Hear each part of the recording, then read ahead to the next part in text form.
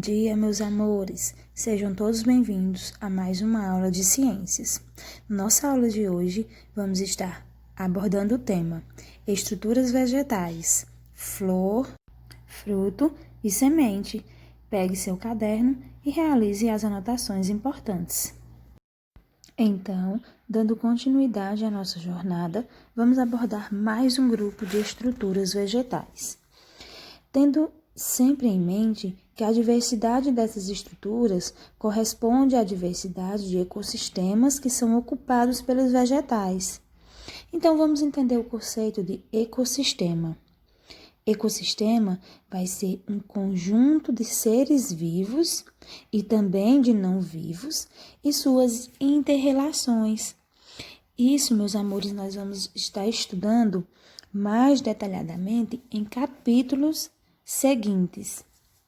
Então, nós podemos ver no capítulo 12 que uma importante adaptação dos vegetais aos ecossistemas mais diversos foi o quê?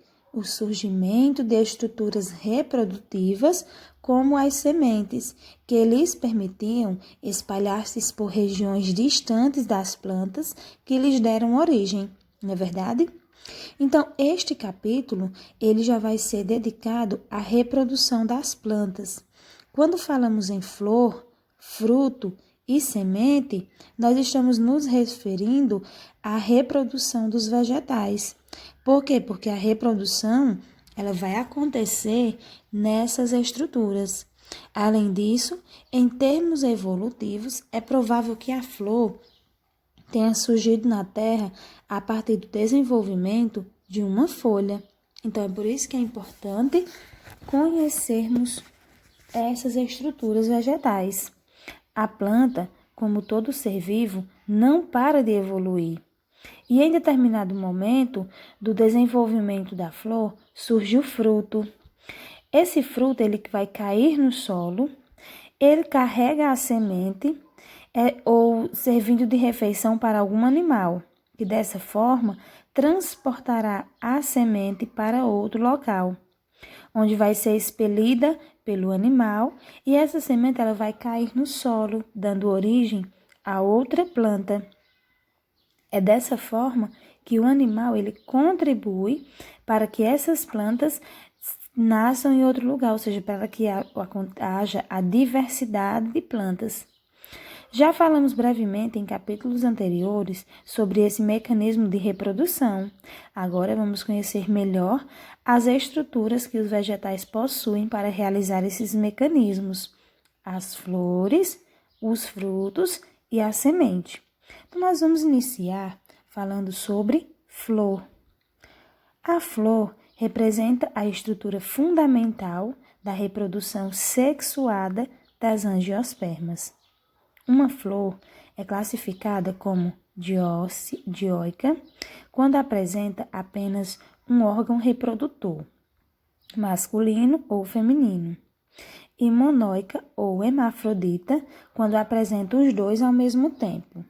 Ou seja, dioica é quando ela vai apresentar um órgão reprodutor. Ela vai ter o órgão masculino e o órgão feminino. Já monóica ou hermafrodita é quando ela vai apresentar os dois ao mesmo tempo, tanto masculino como feminino. Uma flor hermafrodita é composta por 4 conjuntos de folhas modificadas, chamadas de verticilos florais, que compreendem as seguintes estruturas: cálice. O cálice vai ser o conjunto de sépalas que vão ser estruturas verdes que protegem o botão da flor, como visto na gravura. Corola, conjunto de pétalas geralmente coloridas para atrair animais polinizadores, ou seja, essa estrutura ela vai atrair os animais para realizarem a polinização. Androceu, constituído pelos estames, estrutura onde são produzidos os grãos de pólen, corresponde ao aparelho reprodutor masculino, de onde saem os grãos de pólen, transportando as células germinativas até o aparelho reprodutor feminino. As estruturas que compõem o androceu são a antera, que na antera vai estar contido os grãos de pólen e o filete. Gineceu, constituído pelos carpelos, possui uma região mais dilatada, chamada de ovário, onde são produzidas as células reprodutoras femininas, chamadas de oosfera. Corresponde ao aparelho reprodutor feminino, dotado de óvulo, que contém a oosfera. Essa oosfera ela será fecundada, originando o embrião vegetal. As estruturas que compõem o gineceu são o estigma, o ovário, que dará origem ao fruto, e o óvulo, no qual será a semente. A corola colorida e o aroma das flores são fatores importantes na atração do agente polinizador. Ou seja, essas características de coloração, de cheiro, elas vão atrair os animais, como por exemplo, o pássaro, um inseto ou qualquer outro agente que seja responsável pelo processo de polinização. E ao ocorrer a polinização, a planta ela será fecundada, dando origem a uma semente que abriga o embrião. Então, nessa gravura, vocês podem analisar cada uma das estruturas citadas anteriormente, onde nós temos a antera, que é essa estruturazinha de cima, o filete, que é tipo a hastezinha que vai sustentar a antera, temos o estigma, o estilete, o ovário, onde também vai estar o óvulo, a sépala e a pétala. Então, tudo isso são estruturas que compõem a flor e que são responsáveis pelo processo de reprodução. Tipos de flor. Como vimos, o grupo das angiospermas ele pode ser dividido em monocotiledôneas e dicotiledôneas, de acordo com uma estrutura chamada de cotilédone, que corresponde a uma espécie de folha modificada que vai servir de alimento ao embrião contido na semente. Então, vamos analisar agora as flores de monocotiledôneas. Flores com número de elementos florais em base 3 ou múltiplo de 3, como as fotos abaixo. Por exemplo, nós temos uma monocotiledônia com 3 pétalas e temos uma monocotiledônia com 6 pétalas. E temos também as flores de dicotiledônia, ou seja, são flores com números de elementos florais em base 5 ou múltiplo de 5, raramente em base 2 ou 4. Então, observe essa foto. Nessa foto, nós temos uma flor composta por 5 pétalas. Fruto corresponde a uma estrutura originada do desenvolvimento do ovário da flor. Ele é composto de pericarpo e sementes. O pericarpo ele surge do desenvolvimento das paredes do ovário e pode ser dividido em 3 camadas de fora para dentro. Nós temos epicarpo, mesocarpo e endocarpo.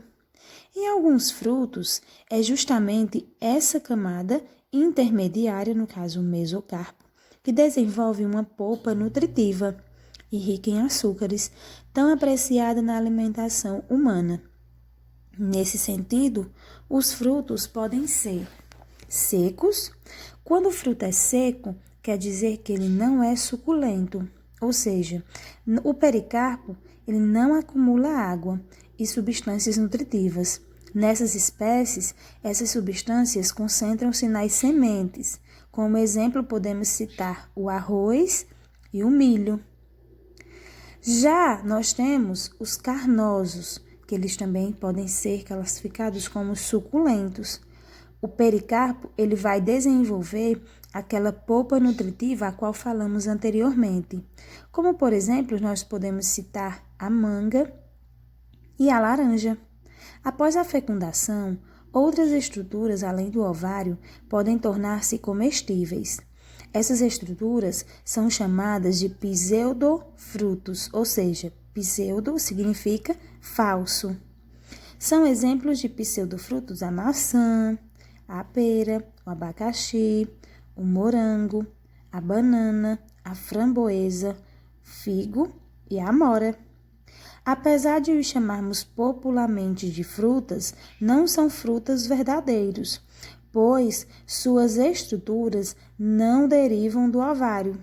Por exemplo, aquela polpa adocicada do caju não é um fruto, mas uma estrutura que deriva do pedúnculo floral.